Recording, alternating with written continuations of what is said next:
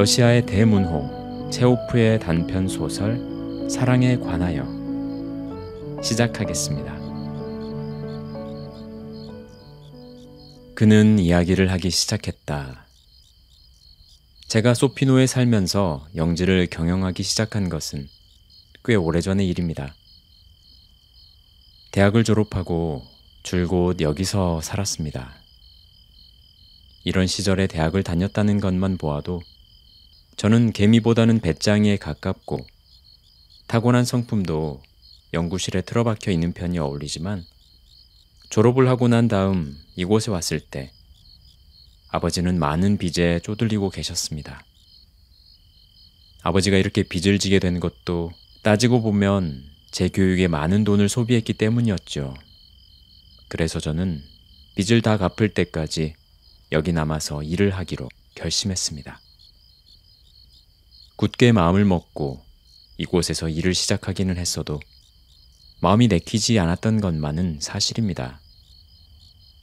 여기는 원래 토질이 좋지 않아서 내다 팔 수 있는 농작물을 많이 거두어들이기가 힘들거든요. 그래서 조금이라도 수익을 내자면 농부들을 다그치거나 품삯을 주고 일꾼을 써야만 합니다.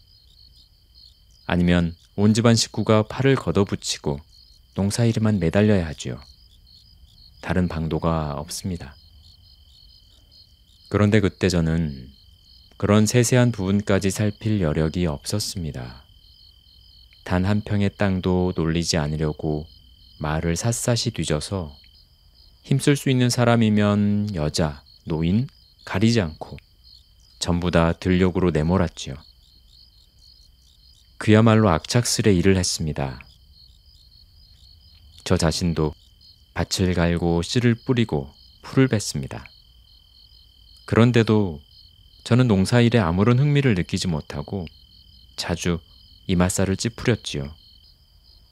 금세 지치고 온몸이 쑤셔오고 걸으면서 졸기 일쑤였습니다. 처음에 저는 솔직히 농사일을 우습게 알았습니다. 이미 몸에 배어있던 문화생활과 지금 하고 있는 힘든 노동을 잘 조화시킬 수 있을 줄로 믿었지요. 몇 가지 규칙만 지키면 된다고 생각했거든요. 그래서 저는 제가 세운 규칙과 원칙대로 생활했습니다. 치장이 잘 된 2층 방을 쓰면서 아침과 점심 식사 후에는 향기로운 커피를 마시고 잠자리에 들어서는 유럽 통보라는 잡지를 읽었죠. 하지만 여름이 되어 특히 풀베기철에는 눈꽃 뜰 새 없이 바쁘고 힘들어서 제가 2층 침실까지 가지도 못하고 헛간이나 움막 같은 곳에서 잠들기 일쑤였지요. 그런 형편이고 보니 책을 읽는다는 것이 어디 있을 수나 있는 일이겠습니까? 그 2층의 저만의 공간은 며칠 사이 아래층으로, 나중에는 식사도 아예 부엌에서 해치우게 되었어요. 호화롭게 시작한 처음의 전원 생활은 완전히 딴판으로 달라져 버렸습니다. 달라지지 않은 것은 여전히 많은 하인을 거느리고 있다는 것뿐이었지요. 하인들은 모두 아버지 때부터 저희 집에 있던 사람들이어서 그들을 내보낸다는 것이 제게는 너무 가슴 아픈 일이었거든요. 처음 몇 해 동안 저는 이 지방의 명예 치안 판사로 선출되었습니다. 이따금 시내에 나가서 판사회의나 지방재판소 회의에 참석해야 했는데 그 일은 제게 기분 전환으로 아주 그만이었지요. 특히 겨울철에는 3개월씩이나 꼼짝없이 집구석에 틀어박혀 있어야 되는데 결국에 가서는 검은 제복이 그리워지기 시작합니다. 그런데 지방재판소에는 제복을 입은 사람, 양복을 차려입은 사람, 또 연미복을 입은 사람도 있었습니다. 모두 다 훌륭한 교육을 받은 법률가들이라 제법 말이 통했죠. 썰매 위에서 자고 하인들과 같이 부엌에서 식사를 하다가 깨끗한 셔츠를 입고 가벼운 구두를 신고 가슴에 시계줄을 들이운 채 푹신한 의자에 앉는다는 것. 그것은 이루 말할 수 없는 기쁨이었습니다. 시내에서는 모두들 저를 기쁘게 맞아주었습니다. 그래서 저는 기꺼이 그들과 사귀게 되었지요. 그런데 안면을 튼 사람들 중에 제게 가장 소중했고 저를 기쁘게 해주었던 사람은 지방재판소장의 보좌관 루가노비치라는 사람이었습니다. 여러분도 그를 기억하시겠죠? 정말 좋은 사람입니다. 그를 알게 된 때는 그 유명한 방화 사건이 일어난 직후였습니다. 사건 심리가 이틀이나 계속되어 우리는 모두 지쳐 있었습니다. 그때 루가노비치가 저를 보고 이렇게 말했습니다. 저희 집에 가서 식사라도 하시지요. 그런 그의 제의는 뜻밖이었습니다. 루가노비치와는 공식적인 일로 몇 번 만났을 뿐 안면은 거의 없었고 더군다나 그의 집은 방문한 적이 한 번도 없었기 때문입니다. 저는 잠깐 여관에 들러서 옷을 갈아입고 그의 집으로 식사를 하러 갔습니다. 거기서 루가노비치의 아내인 안나를 만나게 되었습니다. 그때 그녀는 22살도 채 되지 않은 아주 젊은 여인이었습니다. 반년 전에 첫 아이를 낳았다고 하더군요.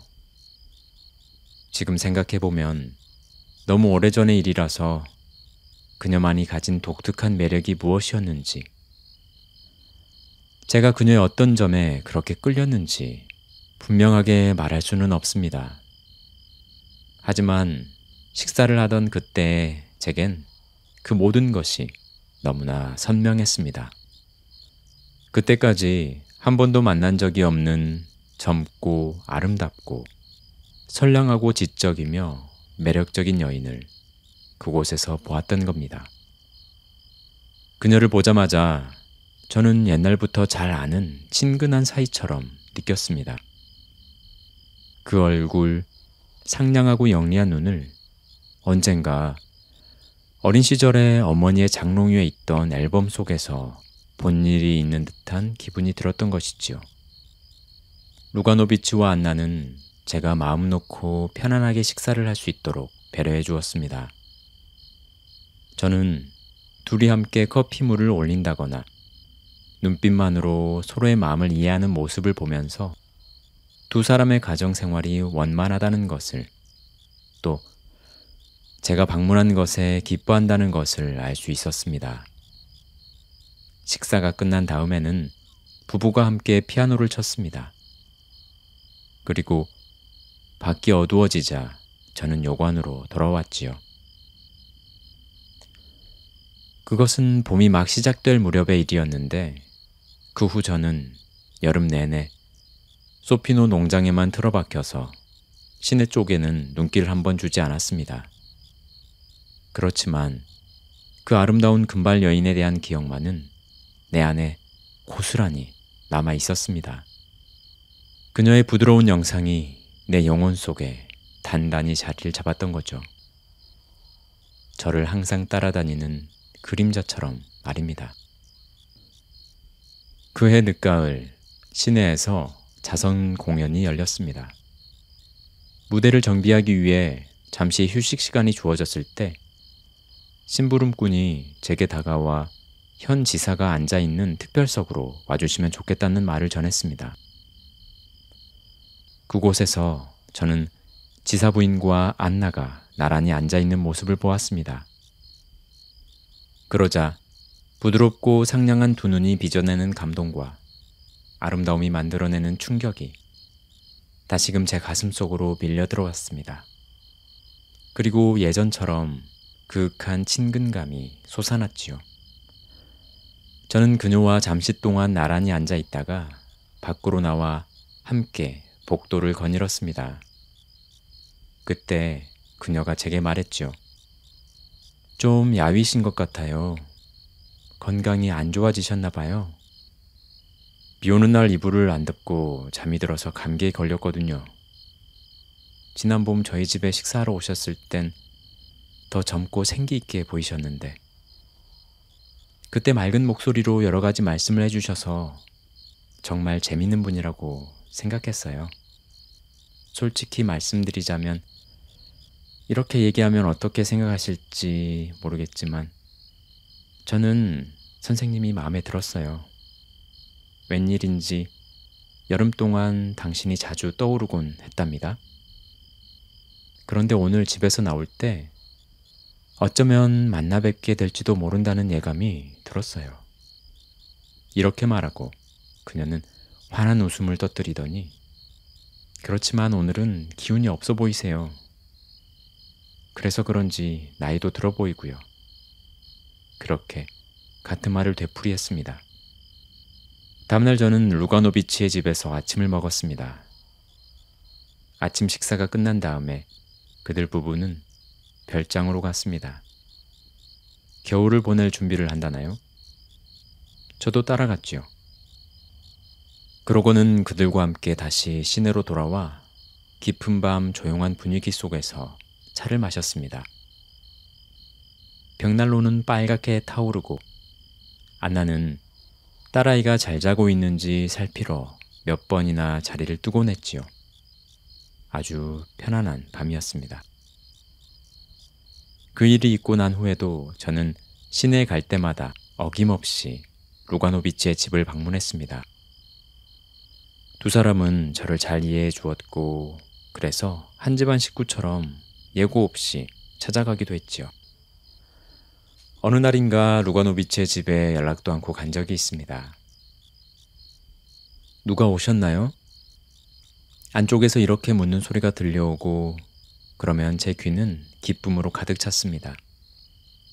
하녀인지 유모인지가 대답을 하죠. 파벨 콘스탄티니치께서 오셨습니다.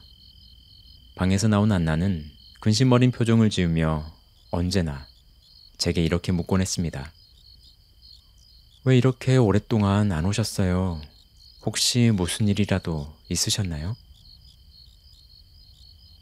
순결한 그녀의 눈길, 제게 내미는 우아한 손, 머릿결, 그녀의 목소리, 그녀가 내딛는 발걸음, 그 모든 것이 지금까지 제가 경험해보지 못한 뭔가 새로운 것이 제 삶에 비로소 시작되고 있다는 느낌을 자아냈습니다. 집 안에 들어서서 그녀를 볼 때마다 저는 그런 느낌을 받았습니다. 우리는 오랫동안 이야기를 주고받기도 하고 자신을 돌아보면서 말없이 앉아있기도 했지요. 그리고 그녀는 나를 위해 피아노를 연주해주기도 했습니다. 집에 그들 부부가 없을 때도 그냥 방문해서 그들이 돌아오기를 기다리며 유모와 이야기를 하는가 하면 아이와 놀아주기도 하고 서재에 있던 소파에 누워 신문을 읽기도 했습니다. 그러다가 안나가 돌아오면 그녀를 맞으러 현관까지 달려나가서 그녀가 사온 물건 꾸러미를 받아들고는 마치 어린아이처럼 얼굴 가득 미소를 띠며 집 안으로 들어오지요. 혹시 그것 아십니까? 아무 할 일이 없으면 여자는 돼지 새끼를 사들인다 라는 속담 말입니다.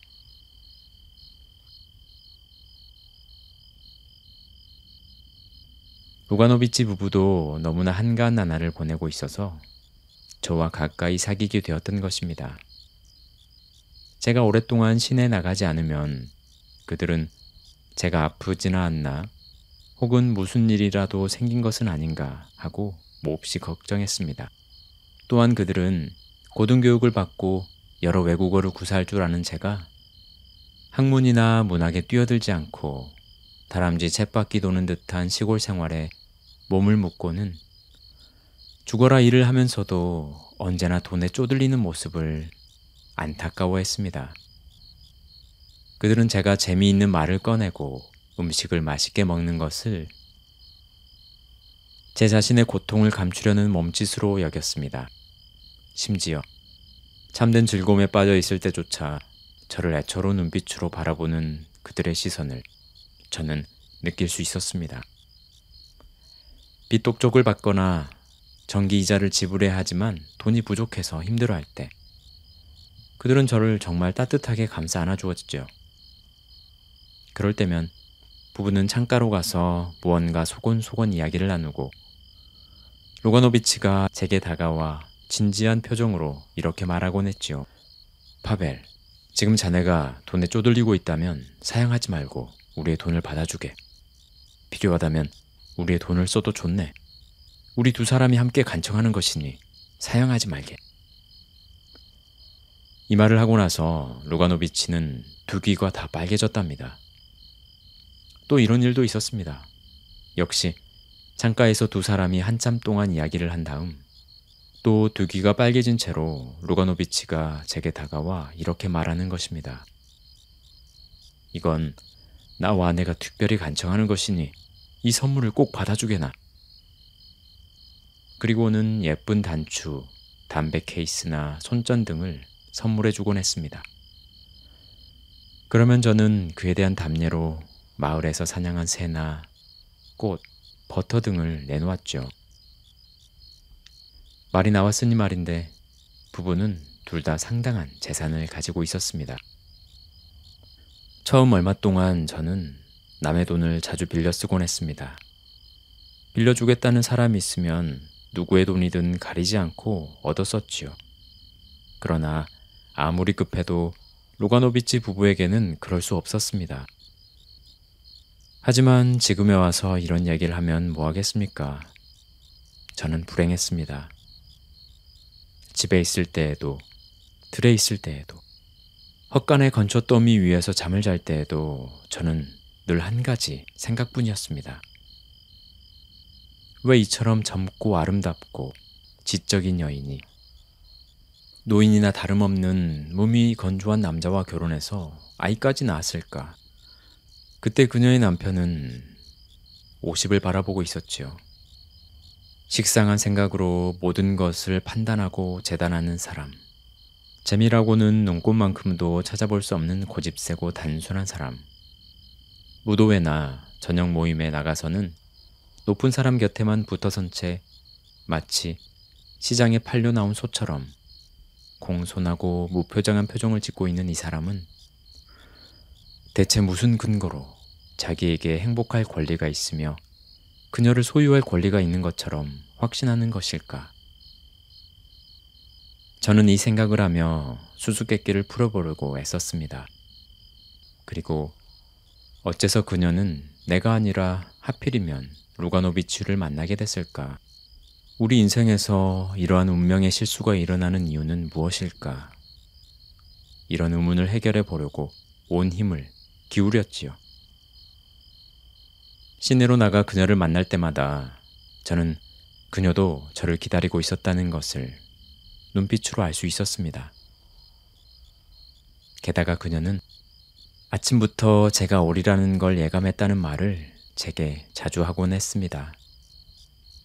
우리는 오랫동안 이야기를 나누기도 하고 말없이 시간을 보내기도 했습니다만 우리의 사랑을 서로 고백하지는 않았습니다. 서로 가슴에 묻어두었던 것이죠. 우리의 비밀이 우리들 자신 앞에 모습을 드러내서 어떤 문제도 만들어내지 않게 하기 위해 무척 신경을 썼습니다. 저는 진심으로 그녀를 사랑했으면서도 줄곧 만약 이 사랑을 쟁취할 만한 힘이 우리에게 부족하다면 우리의 사랑은 어떻게 될까? 라는 문제를 스스로에게 묻고 해답을 찾으려고 고민했습니다. 침묵 속에 흘러가는 저의 사랑이 참을 수 없이 고통스러운 것이라 할지라도 저 때문에 안나와 그녀의 남편과 아이들 그리고 이 집 전체의 행복한 생활이 깨어진다는 것은 있을 수 없는 일이라 생각했습니다. 우리의 사랑은 떳떳한 것인가? 내가 원한다면 그녀는 나를 따라 나설 것이다. 그러나 어디로 갈 수 있단 말인가? 나는 그녀를 어디로 데려갈 수 있단 말인가? 만약 나의 삶이 아름답고 유쾌한 것이라면, 만약 내가 조국의 해방을 위해 싸우는 투사라든가 저명한 학자라든가 아니면 인기 있는 배우나 화가였다면 상황은 달라졌을까? 그녀를 판에 박은 듯 평범한 환경과 똑같은, 아니, 지금 그녀가 보내고 있는 삶보다 더 못한 다른 환경으로 끌어들이는 것이 과연 그녀를 행복하게 해줄까? 혹시나 내가 병으로 죽거나 서로의 애정이 식어버린다면 그때 그녀는 대체 어떻게 될 것인가? 저는 제 자신에게 끊임없이 그렇게 묻고 있었던 것입니다. 아마 그녀도 저와 비슷한 생각을 하고 있었나 봅니다. 그녀는 남편과 아이들, 그리고 자기 어머니를 생각하고 있었습니다. 그녀의 어머니는 사위를 무척이나 신뢰하고 있었죠. 만약 그녀가 자신의 감정이 움직이는 대로 맡겼다면 솔직히 고백했을 것입니다. 그러나 그녀의 입장에서는 감정이든 이성이든 그 어느 쪽도 무겁고 가슴 아픈 것들이었을 테지요. 그리고 또 하나의 의문이 그녀를 괴롭히고 있었습니다. 나의 사랑이 그에게 행복을 안겨줄 수 있을까? 그렇지 않아도 힘들고 불행한 삶을 사는 그를 더 혼란스럽게 만드는 것은 아닐까? 그런 의문이었습니다.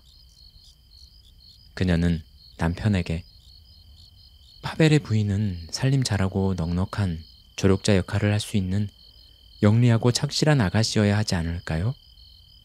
라고 말을 자주 했다고 합니다. 그러면서도 온 시내를 뒤져봐도 그런 아가씨를 찾는 것은 쉽지 않은 일이에요. 라는 말을 잊지 않았습니다. 그러는 사이 여러 해가 흘렀습니다. 안나에겐 벌써 아이가 둘이나 생겼지요. 제가 루가노비치의 집을 찾아갈 때면 하인들은 언제나 상냥한 미소로 맞아주었고 아이들은 파벨 아저씨가 오셨다며 반가워하고 제 목에 매달리곤 했습니다. 이렇게 모두가 저를 환영해 주었습니다. 제가 무엇을 생각하고 있는지 알 리 없었던 집안 사람들은 자기들처럼 저도 기뻐하고 있는 줄로 알고 있었던 것이죠. 루가노비치 집안 사람들은 저를 선량한 사람이라 여겼습니다. 어른아이 할 것 없이 모두들 저를 훌륭한 사람이라고 생각했답니다. 저를 대하는 그들의 태도를 보고 알 수 있었지요. 그들은 마치 저와 함께 있으면 그들의 삶이 보다 더 멋지고 아름다워지기라도 하는 것처럼 저를 대해주었습니다. 안나는 저와 둘이서 극장 구경을 가기도 했는데 언제나 걸어서 갔지요. 극장에 가면 어깨를 맞대고 나란히 앉았습니다. 말없이 그녀의 손에 있는 오페라 글라스를 받아들면 저는 그녀가 제 사람이라도 되는 듯 느껴졌고 우린 서로 떨어질 수 없는 사이라고 생각했습니다. 그러나 사람들의 오해를 피하기 위해 극장 밖으로 나오면 언제 그랬냐는 듯이 남남처럼 금세 헤어졌지요. 루가노비치 집에 방문하던 마지막 몇 해 동안 안나는 전보다 훨씬 더 자주 친정 어머니와 자기 언니의 집을 방문하기 시작했습니다. 그 무렵부터인가 그녀는 자주 짜증을 부렸지요. 지금까지의 인생이 헛되었다고, 아무 기쁨 없이 살아왔다고 말했습니다. 그리고 그녀는 우울증 때문에 치료를 받고 있다고도 했습니다. 우리는 아무 말 없이 침묵을 지키곤 했는데 그러다가 다른 사람이 있는 자리에선 저한테 이상한 반감을 표시하기도 했습니다. 제가 무슨 말을 꺼내기만 하면 번번이 제 말에 반대했고 무슨 토론이 벌어질라 치면 반드시 저와 논쟁을 벌이는 그 사람 편을 들었습니다. 그리고 제가 무엇을 떨어뜨리면 그녀는 냉담하게 이렇게 말했습니다. 그거 참 잘 됐군요. 저는 당신이 그럴 줄 알았어요. 우리 인생살이나 모든 것에 끝이 있다는 게 다행인지 불행인지 그렇게 우리에게도 이별의 시간이 다가왔습니다. 루가노비치가 서부 러시아의 어느 도시의 재판소장으로 임명되었지요. 가구와 말들, 그리고 별장도 모두 팔아야 했습니다. 루가노비치 집안 사람들은 별장에 갔다가 돌아올 때 초록빛 지붕과 정원을 마지막으로 다시 한번 돌아보고는 모두들 서글퍼했습니다. 그리고 저는 별장만이 아니라 이제는 그녀와도 이별을 해야 할 때가 온 것을 깨달았습니다. 그해 8월 말, 안나는 의사가 추천해준 크림반도 쪽 지역으로 요양을 하러 간다고 했고, 며칠 후에는 루가노비치가 아이들을 데리고 서부 러시아의 부임지로 떠나기로 계획을 세웠습니다. 저는 안나를 배웅하러 정거장까지 나갔습니다. 그녀가 남편과 아이들에게 작별 인사를 하고 열차 출발을 알리는 세 번째 벨이 울리려 할 즈음, 저는 그녀가 입고 간 상자를 선반 위에 얹어주려고 그녀가 타고 있는 열차의 객차 안으로 뛰어들었습니다. 이젠 마지막 작별 인사를 해야 했습니다. 그러나 우리는 서로의 눈이 마주친 그 순간, 마침내 자제력을 잃고 말았습니다. 저는 그녀를 가슴 가득 껴안았고, 그녀는 제 가슴에 얼굴을 묻었습니다. 두 눈에서는 하염없이 눈물이 흘러내렸습니다. 눈물에 젖은 그녀의 얼굴이며 어깨며 손에 입을 맞추면서 저는 가슴속 깊은 곳에 간직해온 사랑을 그녀에게 고백했습니다. 그리고 바로 그때 저는 정말 쓰라리게 우리의 사랑을 방해했던 모든 것은 실로 아무 의미가 없는 것이었으며 거짓된 것이었다라는 것을 비로소 깨달았습니다. 그리고 마음속으로 외쳤습니다. 사랑하는 사람들이여, 흔히들 생각하는 행복과 불행, 선악의 잣대로 당신들의 사랑을 판단하지 말라. 훨씬 더 중요하고 훨씬 더 고귀한 것으로 당신들의 사랑의 높이를 재어보라.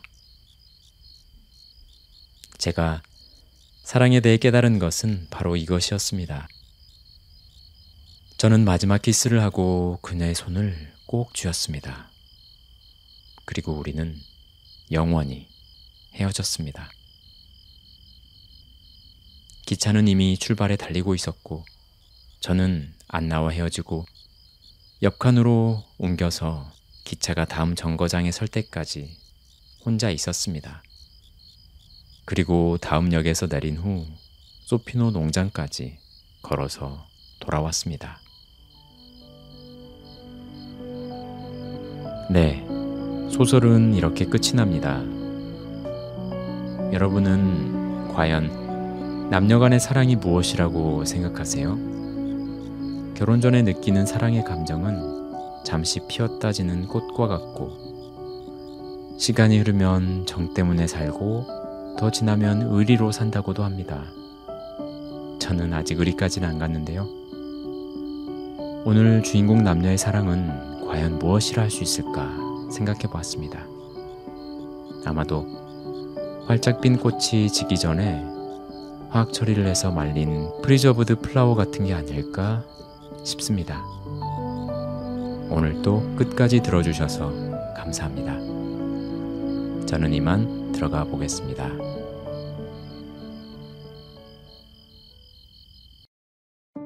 안녕하세요. 책 읽는 마음입니다. 오늘은 날씨가 너무 좋았습니다.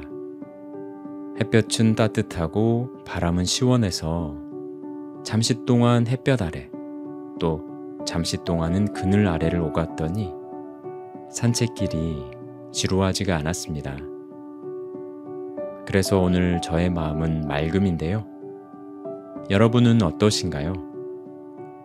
오늘 들려드릴 이야기에는 건조하고 메마른 삶을 살고 있는 남자 주인공이 나옵니다. 그는 지인들에게 자신의 옛사랑에 대해 이야기를 하죠. 과연 무슨 이야기일지? 러시아의 대문호 체호프의 단편 소설 사랑에 관하여 시작하겠습니다. 그는 이야기를 하기 시작했다. 제가 소피노에 살면서 영지를 경영하기 시작한 것은 꽤 오래전의 일입니다. 대학을 졸업하고 줄곧 여기서 살았습니다. 이런 시절에 대학을 다녔다는 것만 보아도 저는 개미보다는 배짱이에 가깝고 타고난 성품도 연구실에 틀어박혀 있는 편이 어울리지만 졸업을 하고 난 다음 이곳에 왔을 때 아버지는 많은 빚에 쪼들리고 계셨습니다. 아버지가 이렇게 빚을 지게 된 것도 따지고 보면 제 교육에 많은 돈을 소비했기 때문이었죠. 그래서 저는 빚을 다 갚을 때까지 여기 남아서 일을 하기로 결심했습니다. 굳게 마음을 먹고 이곳에서 일을 시작하기는 했어도 마음이 내키지 않았던 것만은 사실입니다. 여기는 원래 토질이 좋지 않아서 내다 팔 수 있는 농작물을 많이 거두어들이기가 힘들거든요. 그래서 조금이라도 수익을 내자면 농부들을 다그치거나 품삯을 주고 일꾼을 써야만 합니다. 아니면 온 집안 식구가 팔을 걷어붙이고 농사일에만 매달려야 하지요. 다른 방도가 없습니다.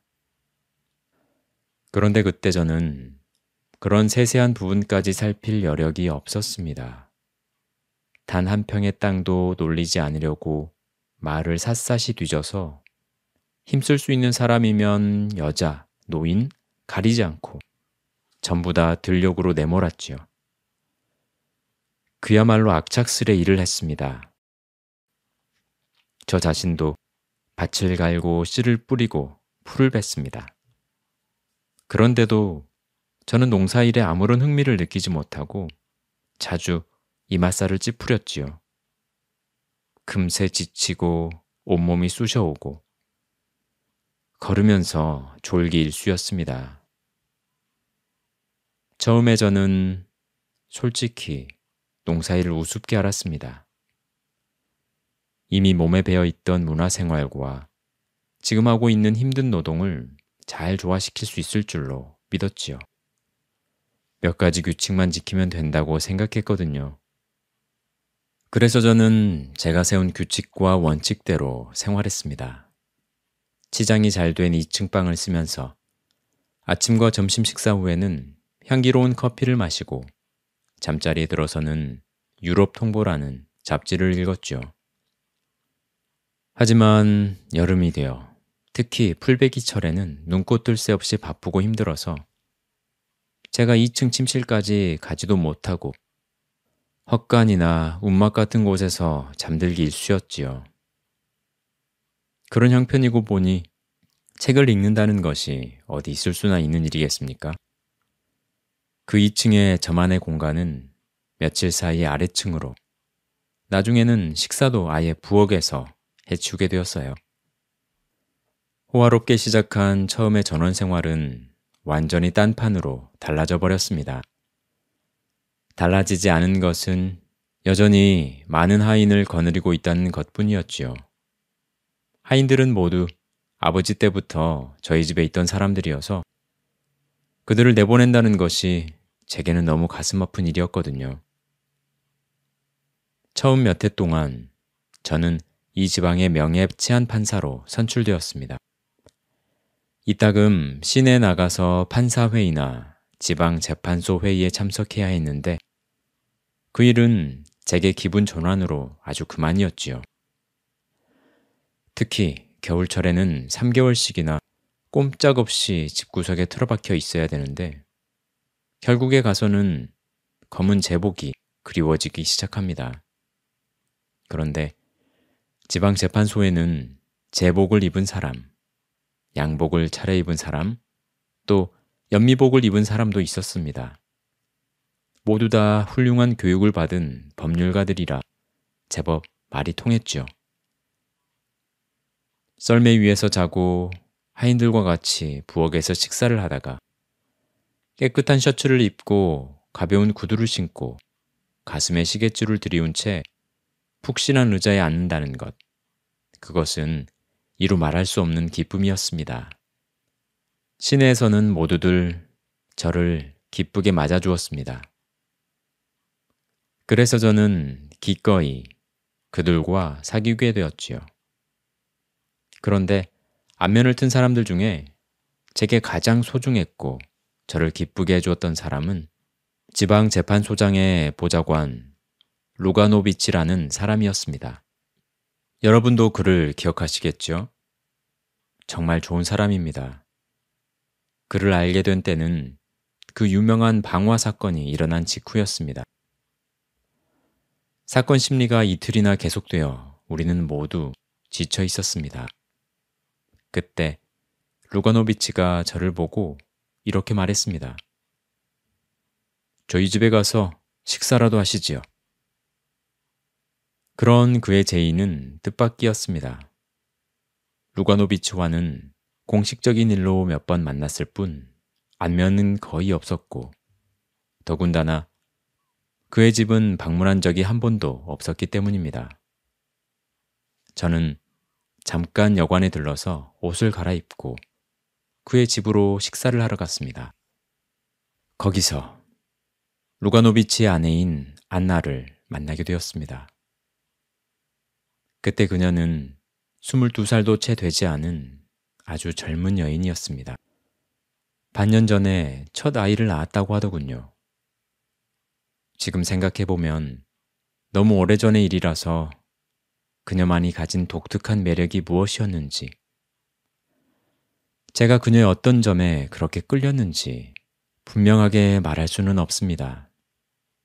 하지만 식사를 하던 그때 제겐 그 모든 것이 너무나 선명했습니다. 그때까지 한 번도 만난 적이 없는 젊고 아름답고 선량하고 지적이며 매력적인 여인을 그곳에서 보았던 겁니다. 그녀를 보자마자 저는 옛날부터 잘 아는 친근한 사이처럼 느꼈습니다.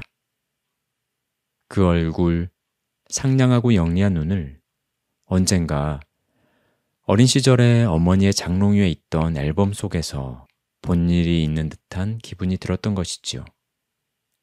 루가노비치와 안나는 제가 마음 놓고 편안하게 식사를 할 수 있도록 배려해 주었습니다. 저는 둘이 함께 커피물을 올린다거나 눈빛만으로 서로의 마음을 이해하는 모습을 보면서 두 사람의 가정 생활이 원만하다는 것을, 또 제가 방문한 것에 기뻐한다는 것을 알 수 있었습니다. 식사가 끝난 다음에는 부부가 함께 피아노를 쳤습니다. 그리고 밖이 어두워지자 저는 여관으로 돌아왔지요. 그것은 봄이 막 시작될 무렵의 일이었는데 그 후 저는 여름 내내 소피노 농장에만 틀어박혀서 시내 쪽에는 눈길을 한번 주지 않았습니다. 그렇지만 그 아름다운 금발 여인에 대한 기억만은 내 안에 고스란히 남아 있었습니다. 그녀의 부드러운 영상이 내 영혼 속에 단단히 자리를 잡았던 거죠. 저를 항상 따라다니는 그림자처럼 말입니다. 그해 늦가을 시내에서 자선 공연이 열렸습니다. 무대를 정비하기 위해 잠시 휴식 시간이 주어졌을 때 심부름꾼이 제게 다가와 현 지사가 앉아있는 특별석으로 와주시면 좋겠다는 말을 전했습니다. 그곳에서 저는 지사 부인과 안나가 나란히 앉아있는 모습을 보았습니다. 그러자 부드럽고 상냥한 두 눈이 빚어내는 감동과 아름다움이 만들어내는 충격이 다시금 제 가슴 속으로 밀려 들어왔습니다. 그리고 예전처럼 그윽한 친근감이 솟아났지요. 저는 그녀와 잠시 동안 나란히 앉아 있다가 밖으로 나와 함께 복도를 거닐었습니다. 그때 그녀가 제게 말했죠. 좀 야위신 것 같아요. 건강이 안 좋아지셨나 봐요. 비 오는 날 이불을 안 덮고 잠이 들어서 감기에 걸렸거든요. 지난 봄 저희 집에 식사하러 오셨을 땐 더 젊고 생기 있게 보이셨는데 그때 맑은 목소리로 여러 가지 말씀을 해주셔서 정말 재밌는 분이라고 생각했어요. 솔직히 말씀드리자면 이렇게 얘기하면 어떻게 생각하실지 모르겠지만 저는 선생님이 마음에 들었어요. 웬일인지 여름 동안 당신이 자주 떠오르곤 했답니다. 그런데 오늘 집에서 나올 때 어쩌면 만나 뵙게 될지도 모른다는 예감이 들었어요. 이렇게 말하고 그녀는 환한 웃음을 터뜨리더니 그렇지만 오늘은 기운이 없어 보이세요. 그래서 그런지 나이도 들어 보이고요. 그렇게 같은 말을 되풀이했습니다. 다음날 저는 루가노비치의 집에서 아침을 먹었습니다. 아침 식사가 끝난 다음에 그들 부부는 별장으로 갔습니다. 겨울을 보낼 준비를 한다나요? 저도 따라갔지요. 그러고는 그들과 함께 다시 시내로 돌아와 깊은 밤 조용한 분위기 속에서 차를 마셨습니다. 벽난로는 빨갛게 타오르고 안나는 딸아이가 잘 자고 있는지 살피러 몇 번이나 자리를 뜨곤 했지요. 아주 편안한 밤이었습니다. 그 일이 있고 난 후에도 저는 시내에 갈 때마다 어김없이 루가노비치의 집을 방문했습니다. 두 사람은 저를 잘 이해해 주었고 그래서 한 집안 식구처럼 예고 없이 찾아가기도 했지요. 어느 날인가 루가노비치의 집에 연락도 않고 간 적이 있습니다. 누가 오셨나요? 안쪽에서 이렇게 묻는 소리가 들려오고 그러면 제 귀는 기쁨으로 가득 찼습니다. 하녀인지 유모인지가 대답을 하죠. 파벨 콘스탄티니치께서 오셨습니다. 방에서 나온 안나는 근심어린 표정을 지으며 언제나 제게 이렇게 묻곤 했습니다. 왜 이렇게 오랫동안 안 오셨어요? 혹시 무슨 일이라도 있으셨나요? 순결한 그녀의 눈길, 제게 내미는 우아한 손, 머릿결, 그녀의 목소리, 그녀가 내딛는 발걸음, 그 모든 것이 지금까지 제가 경험해보지 못한 뭔가 새로운 것이 제 삶에 비로소 시작되고 있다는 느낌을 자아냈습니다. 집 안에 들어서서 그녀를 볼 때마다 저는 그런 느낌을 받았습니다. 우리는 오랫동안 이야기를 주고받기도 하고 자신을 돌아보면서 말없이 앉아있기도 했지요. 그리고 그녀는 나를 위해 피아노를 연주해주기도 했습니다. 집에 그들 부부가 없을 때도 그냥 방문해서 그들이 돌아오기를 기다리며 유모와 이야기를 하는가 하면 아이와 놀아주기도 하고 서재에 있던 소파에 누워 신문을 읽기도 했습니다. 그러다가 안나가 돌아오면 그녀를 맞으러 현관까지 달려나가서 그녀가 사온 물건 꾸러미를 받아들고는 마치 어린아이처럼 얼굴 가득 미소를 띠며 집 안으로 들어오지요. 혹시 그것 아십니까? 아무 할 일이 없으면 여자는 돼지 새끼를 사들인다 라는 속담 말입니다.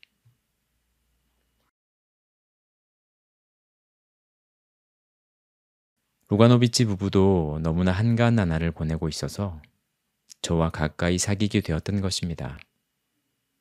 제가 오랫동안 시내에 나가지 않으면 그들은 제가 아프지는 않나 혹은 무슨 일이라도 생긴 것은 아닌가 하고 몹시 걱정했습니다. 또한 그들은 고등교육을 받고 여러 외국어를 구사할 줄 아는 제가 학문이나 문학에 뛰어들지 않고 다람쥐 쳇바퀴 도는 듯한 시골 생활에 몸을 묶고는 죽어라 일을 하면서도 언제나 돈에 쪼들리는 모습을 안타까워했습니다. 그들은 제가 재미있는 말을 꺼내고 음식을 맛있게 먹는 것을 제 자신의 고통을 감추려는 몸짓으로 여겼습니다. 심지어 참된 즐거움에 빠져 있을 때조차 저를 애처로운 눈빛으로 바라보는 그들의 시선을 저는 느낄 수 있었습니다. 빚독촉을 받거나 전기 이자를 지불해야 하지만 돈이 부족해서 힘들어할 때 그들은 저를 정말 따뜻하게 감싸 안아주었죠. 그럴 때면 부부는 창가로 가서 무언가 소곤소곤 이야기를 나누고 루가노비치가 제게 다가와 진지한 표정으로 이렇게 말하곤 했지요. 파벨, 지금 자네가 돈에 쪼들리고 있다면 사양하지 말고 우리의 돈을 받아주게. 필요하다면 우리의 돈을 써도 좋네. 우리 두 사람이 함께 간청하는 것이니 사양하지 말게. 이 말을 하고 나서 루가노비치는 두 귀가 다 빨개졌답니다. 또 이런 일도 있었습니다. 역시 창가에서 두 사람이 한참 동안 이야기를 한 다음 또 두 귀가 빨개진 채로 루가노비치가 제게 다가와 이렇게 말하는 것입니다. 이건 나와 아내가 특별히 간청하는 것이니 이 선물을 꼭 받아주게나.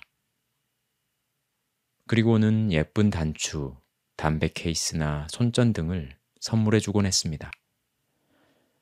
그러면 저는 그에 대한 답례로 마을에서 사냥한 새나 꽃, 버터 등을 내놓았죠. 말이 나왔으니 말인데 부부는 둘 다 상당한 재산을 가지고 있었습니다. 처음 얼마 동안 저는 남의 돈을 자주 빌려 쓰곤 했습니다. 빌려주겠다는 사람이 있으면 누구의 돈이든 가리지 않고 얻어 썼지요. 그러나 아무리 급해도 루가노비치 부부에게는 그럴 수 없었습니다. 하지만 지금에 와서 이런 얘기를 하면 뭐 하겠습니까? 저는 불행했습니다. 집에 있을 때에도, 들에 있을 때에도, 헛간의 건초 더미 위에서 잠을 잘 때에도 저는 늘 한 가지 생각뿐이었습니다. 왜 이처럼 젊고 아름답고 지적인 여인이 노인이나 다름없는 몸이 건조한 남자와 결혼해서 아이까지 낳았을까? 그때 그녀의 남편은 50을 바라보고 있었지요. 식상한 생각으로 모든 것을 판단하고 재단하는 사람. 재미라고는 눈꽃만큼도 찾아볼 수 없는 고집세고 단순한 사람.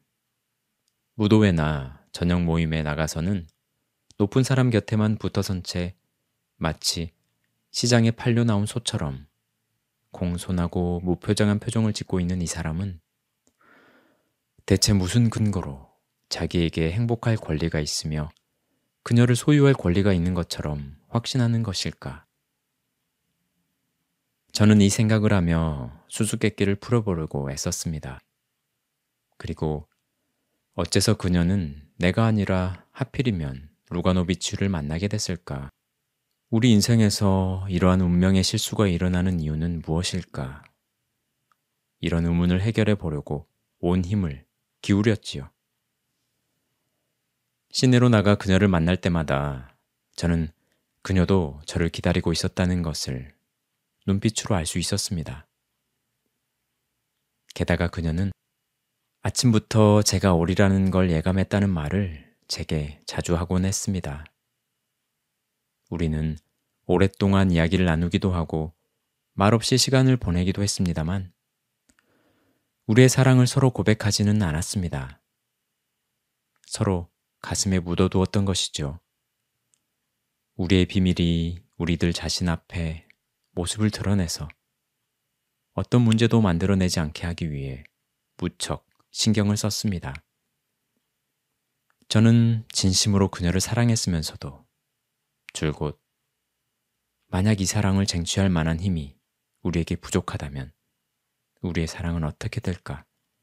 라는 문제를 스스로에게 묻고 해답을 찾으려고 고민했습니다.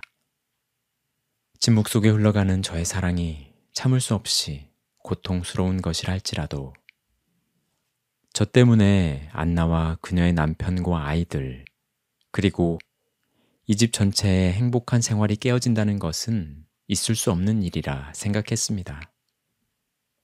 우리의 사랑은 떳떳한 것인가? 내가 원한다면 그녀는 나를 따라 나설 것이다. 그러나 어디로 갈 수 있단 말인가? 나는 그녀를 어디로 데려갈 수 있단 말인가? 만약 나의 삶이 아름답고 유쾌한 것이라면, 만약 내가 조국의 해방을 위해 싸우는 투사라든가 저명한 학자라든가 아니면 인기 있는 배우나 화가였다면 상황은 달라졌을까? 그녀를 판에 박은 듯 평범한 환경과 똑같은, 아니 지금 그녀가 보내고 있는 삶보다 더 못한 다른 환경으로 끌어들이는 것이 과연 그녀를 행복하게 해줄까? 혹시나 내가 병으로 죽거나 서로의 애정이 식어버린다면 그때 그녀는 대체 어떻게 될 것인가? 저는 제 자신에게 끊임없이 그렇게 묻고 있었던 것입니다. 아마 그녀도 저와 비슷한 생각을 하고 있었나 봅니다. 그녀는 남편과 아이들, 그리고 자기 어머니를 생각하고 있었습니다. 그녀의 어머니는 사위를 무척이나 신뢰하고 있었죠. 만약 그녀가 자신의 감정이 움직이는 대로 맡겼다면 솔직히 고백했을 것입니다. 그러나 그녀의 입장에서는 감정이든 이성이든 그 어느 쪽도 무겁고 가슴 아픈 것들이었을 테지요. 그리고 또 하나의 의문이 그녀를 괴롭히고 있었습니다. 나의 사랑이 그에게 행복을 안겨줄 수 있을까? 그렇지 않아도 힘들고 불행한 삶을 사는 그를 더 혼란스럽게 만드는 것은 아닐까? 그런 의문이었습니다. 그녀는 남편에게 파벨의 부인은 살림 잘하고 넉넉한 조력자 역할을 할 수 있는 영리하고 착실한 아가씨여야 하지 않을까요? 라고 말을 자주 했다고 합니다. 그러면서도 온 시내를 뒤져봐도 그런 아가씨를 찾는 것은 쉽지 않은 일이에요. 라는 말을 잊지 않았습니다. 그러는 사이 여러 해가 흘렀습니다.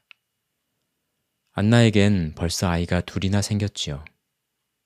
제가 루가노비치의 집을 찾아갈 때면 하인들은 언제나 상냥한 미소로 맞아주었고 아이들은 파벨 아저씨가 오셨다며 반가워하고 제 목에 매달리곤 했습니다. 이렇게 모두가 저를 환영해 주었습니다. 제가 무엇을 생각하고 있는지 알 리 없었던 집안 사람들은 자기들처럼 저도 기뻐하고 있는 줄로 알고 있었던 것이죠. 루가노비치 집안 사람들은 저를 선량한 사람이라 여겼습니다. 어른아이 할 것 없이 모두들 저를 훌륭한 사람이라고 생각했답니다. 저를 대하는 그들의 태도를 보고 알 수 있었지요. 그들은 마치 저와 함께 있으면 그들의 삶이 보다 더 멋지고 아름다워지기라도 하는 것처럼 저를 대해주었습니다. 안나는 저와 둘이서 극장 구경을 가기도 했는데 언제나 걸어서 갔지요. 극장에 가면 어깨를 맞대고 나란히 앉았습니다. 말없이 그녀의 손에 있는 오페라 글라스를 받아들면 저는 그녀가 제 사람이라도 되는 듯 느껴졌고 우린 서로 떨어질 수 없는 사이라고 생각했습니다. 그러나 사람들의 오해를 피하기 위해 극장 밖으로 나오면 언제 그랬냐는 듯이 남남처럼 금세 헤어졌지요. 루가노비치 집에 방문하던 마지막 몇 해 동안 안나는 전보다 훨씬 더 자주 친정 어머니와 자기 언니의 집을 방문하기 시작했습니다. 그 무렵부터인가 그녀는 자주 짜증을 부렸지요. 지금까지의 인생이 헛되었다고, 아무 기쁨 없이 살아왔다고 말했습니다. 그리고 그녀는 우울증 때문에 치료를 받고 있다고도 했습니다. 우리는 아무 말 없이 침묵을 지키곤 했는데 그러다가 다른 사람이 있는 자리에선 저한테 이상한 반감을 표시하기도 했습니다. 제가 무슨 말을 꺼내기만 하면 번번이 제 말에 반대했고 무슨 토론이 벌어질라 치면 반드시 저와 논쟁을 벌이는 그 사람 편을 들었습니다. 그리고 제가 무엇을 떨어뜨리면 그녀는 냉담하게 이렇게 말했습니다. 그거 참 잘 됐군요. 저는 당신이 그럴 줄 알았어요. 우리 인생살이나 모든 것에 끝이 있다는 게 다행인지 불행인지 그렇게 우리에게도 이별의 시간이 다가왔습니다. 루가노비치가 서부 러시아의 어느 도시의 재판소장으로 임명되었지요. 가구와 말들 그리고 별장도 모두 팔아야 했습니다. 루가노비치 집안 사람들은 별장에 갔다가 돌아올 때 초록빛 지붕과 정원을 마지막으로 다시 한번 돌아보고는 모두들 서글퍼했습니다. 그리고 저는 별장만이 아니라 이제는 그녀와도 이별을 해야 할 때가 온 것을 깨달았습니다. 그해 8월 말, 안나는 의사가 추천해준 크림반도 쪽 지역으로 요양을 하러 간다고 했고, 며칠 후에는 루가노비치가 아이들을 데리고 서부 러시아의 부임지로 떠나기로 계획을 세웠습니다. 저는 안나를 배웅하러 정거장까지 나갔습니다. 그녀가 남편과 아이들에게 작별 인사를 하고 열차 출발을 알리는 세 번째 벨이 울리려 할 즈음, 저는 그녀가 입고 간 상자를 선반 위에 얹어주려고 그녀가 타고 있는 열차의 객차 안으로 뛰어들었습니다. 이젠 마지막 작별 인사를 해야 했습니다. 그러나 우리는 서로의 눈이 마주친 그 순간, 마침내 자제력을 잃고 말았습니다. 저는 그녀를 가슴 가득 껴안았고 그녀는 제 가슴에 얼굴을 묻었습니다. 두 눈에서는 하염없이 눈물이 흘러내렸습니다. 눈물에 젖은 그녀의 얼굴이며 어깨며 손에 입을 맞추면서 저는 가슴속 깊은 곳에 간직해온 사랑을 그녀에게 고백했습니다. 그리고 바로 그때 저는 정말 쓰라리게 우리의 사랑을 방해했던 모든 것은 실로 아무 의미가 없는 것이었으며 거짓된 것이었다라는 것을 비로소 깨달았습니다. 그리고 마음속으로 외쳤습니다. 사랑하는 사람들이여, 흔히들 생각하는 행복과 불행, 선악의 잣대로 당신들의 사랑을 판단하지 말라. 훨씬 더 중요하고 훨씬 더 고귀한 것으로 당신들의 사랑의 높이를 재어보라. 제가 사랑에 대해 깨달은 것은 바로 이것이었습니다. 저는 마지막 키스를 하고 그녀의 손을 꼭 쥐었습니다. 그리고 우리는 영원히 헤어졌습니다. 기차는 이미 출발에 달리고 있었고 저는 안나와 헤어지고 옆칸으로 옮겨서 기차가 다음 정거장에 설 때까지 혼자 있었습니다. 그리고 다음 역에서 내린 후 소피노 농장까지 걸어서 돌아왔습니다. 네, 소설은 이렇게 끝이 납니다. 여러분은 과연 남녀 간의 사랑이 무엇이라고 생각하세요? 결혼 전에 느끼는 사랑의 감정은 잠시 피었다 지는 꽃과 같고 시간이 흐르면 정 때문에 살고 더 지나면 의리로 산다고도 합니다. 저는 아직 의리까지는 안 갔는데요. 오늘 주인공 남녀의 사랑은 과연 무엇이라 할 수 있을까 생각해 보았습니다. 아마도 활짝 핀 꽃이 지기 전에 화학 처리를 해서 말린 프리저브드 플라워 같은 게 아닐까 싶습니다. 오늘도 끝까지 들어주셔서 감사합니다. 저는 이만 들어가 보겠습니다.